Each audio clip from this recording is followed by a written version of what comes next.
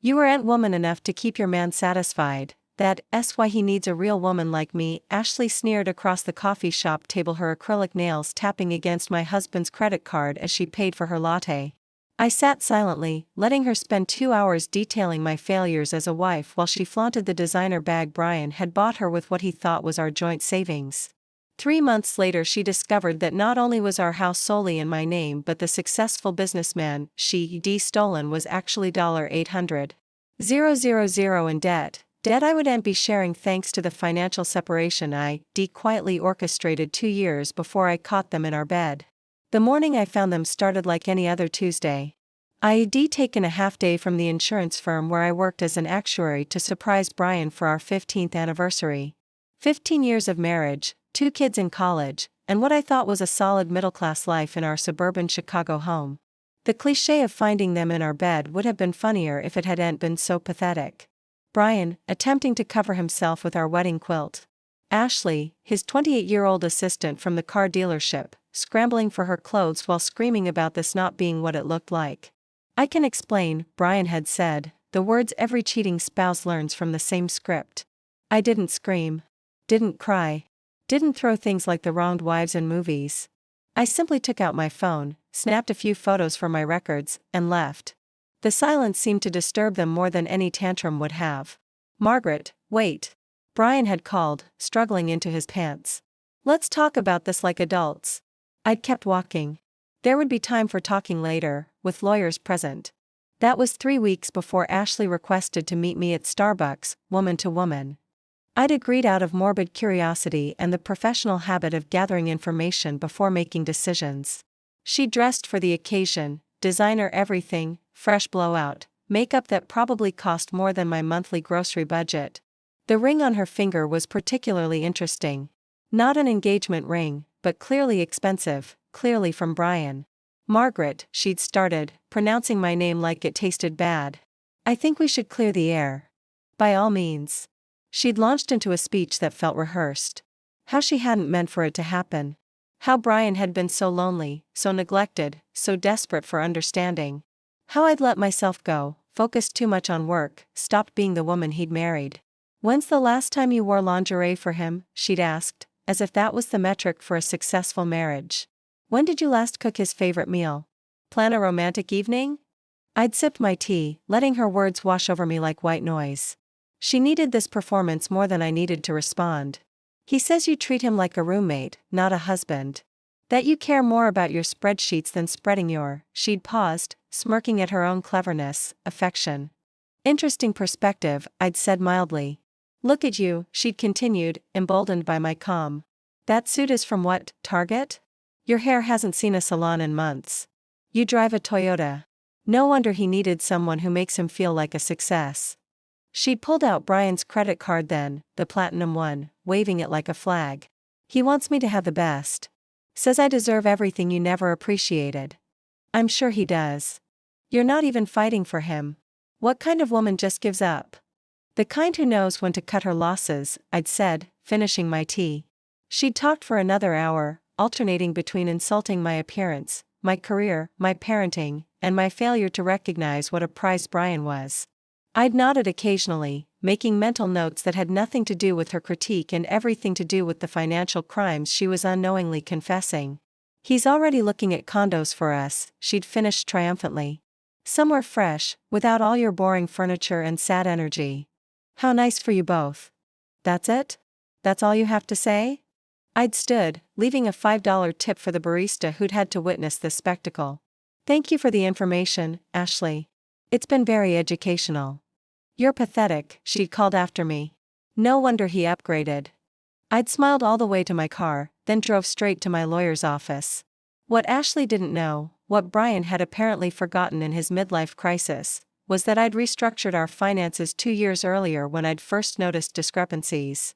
Small things initially, cash withdrawals that didn't match receipts, business expenses that seemed inflated, a growing reluctance to discuss financial planning. My actuarial brain doesn't do well with uncertainty. So I'd investigated. The gambling debts came first. Online poker, sports betting, then graduating to casino weekends disguised as business trips. Then came the bad investments, cryptocurrency schemes, day trading losses, a failed attempt to flip houses with borrowed money.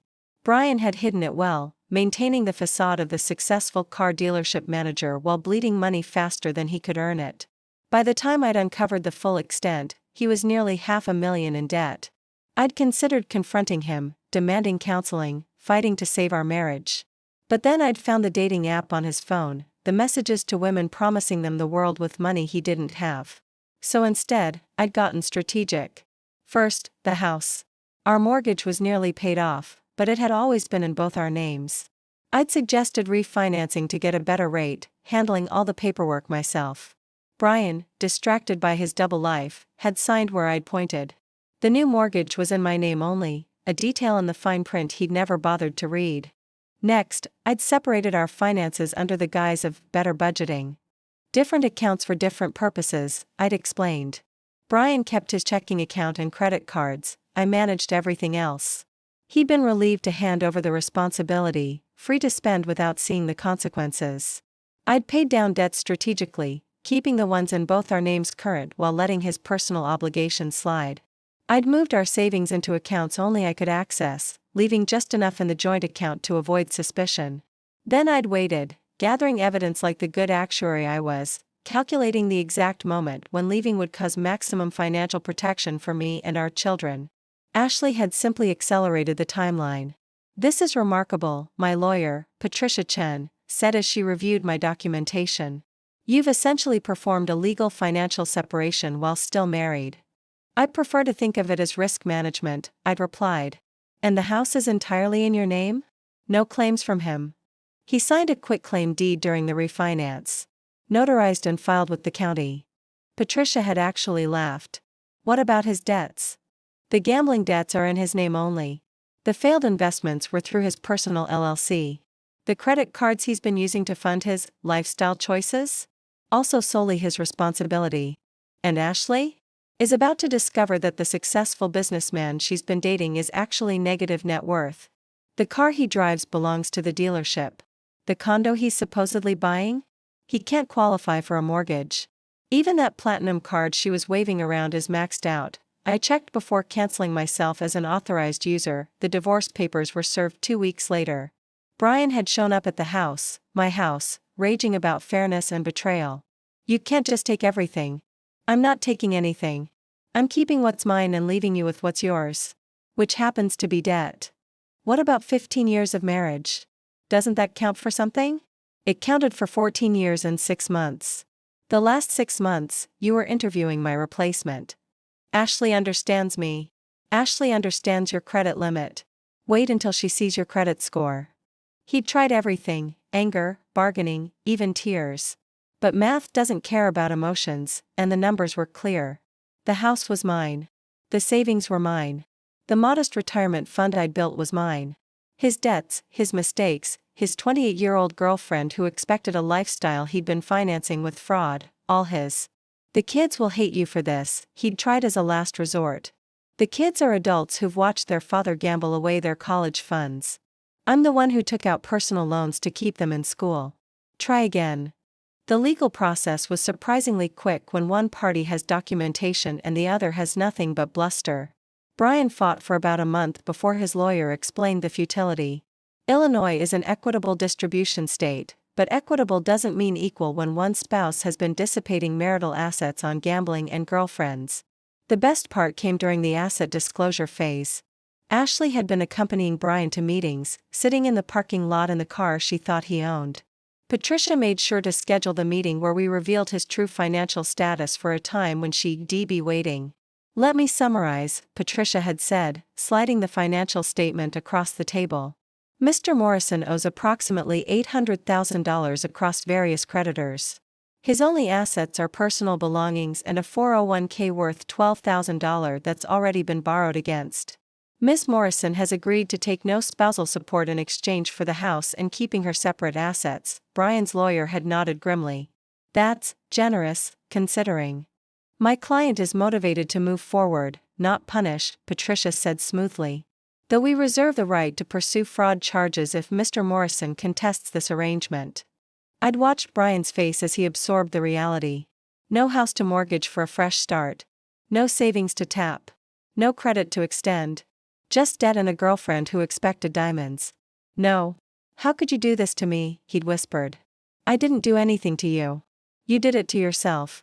I just declined to go down with the ship. Ashley lasted exactly 2 weeks after the financial disclosure. Brian came by the house to collect his things, alone and deflated. She called me a fraud, he said, standing in what used to be our doorway. Said I'd lied about everything. You did lie about everything. I was going to fix it. The investments would have paid off eventually. That's what all gamblers say. He'd looked around the house, at the furniture he'd called boring, the life he deemed insufficient. I threw away everything for nothing. Yes, you did. But that's your pattern, isn't it? Always chasing the bigger score, the better deal, the upgraded model. How's that working out? Margaret, I'm sorry. For everything. Could we maybe? No. You didn't even let me finish. I don't need to. The answer to any question starting with could we is no. We couldn't, we can't, we won't. He'd left with his boxes of belongings, driving off in a borrowed car to stay with a friend. The last I heard, he was working at a different dealership, living in a studio apartment, and dating someone new who didn't know about his financial history yet. I kept the house, as promised. Redecorated it exactly how I'd always wanted, all those boring choices he'd vetoed over the years. Painted the walls colors that made me happy. Bought furniture that was comfortable rather than impressive. Turned his man cave into a home office where I studied for additional certifications. The kids come home to a peaceful space now. They bring friends and partners without the tension that used to permeate every gathering. We have game nights and dinners where no one is checking their phone for gambling scores or texting their mistress. 6 months after the divorce, I ran into Ashley at the grocery store. She was buying generic brands and looked significantly less polished than during our coffee shop encounter. She saw me and tried to duck down another aisle, but I was faster. Ashley, I called pleasantly. How are you? She turned, trapped between the soup cans and her own choices. Fine. I'm glad. Brian treating you well? We're not, that's over. Oh, I'm sorry to hear that. What happened to the condo? The fresh start? Her laugh was bitter. There was no condo. No money. No success. Just debt and lies. That must have been disappointing. You knew. During coffee that day, you knew everything and let me sit there bragging about stealing a broke man. You didn't steal him. I gifted him. Like donating a broken appliance to Goodwill, someone else's problem to fix or throw away. You're cruel. No, I'm practical. You thought you were upgrading to a successful man who'd shower you with gifts. Instead, you got a gambling addict who can't qualify for a Kohl's charge card. That's not cruel, that's karma. She'd walked away without another word, leaving her generic soup behind. I finished my shopping, loaded my reliable Toyota with groceries for a dinner party I was hosting that weekend. My house, paid for, peaceful, and entirely mine, waited for me. Sometimes I think about that coffee shop meeting, how Ashley had mocked my Target suits and suburban life. She'd been right about one thing, I wasn't woman enough to keep Brian. I was too much woman to settle for him. The difference between us was simple, she saw my practical clothes and modest car as signs of failure. I saw them as signs of financial intelligence. She thought Brian's platinum card meant success. I knew it meant desperation. She kept the man. I kept the house. Looking back, we both got exactly what we deserved.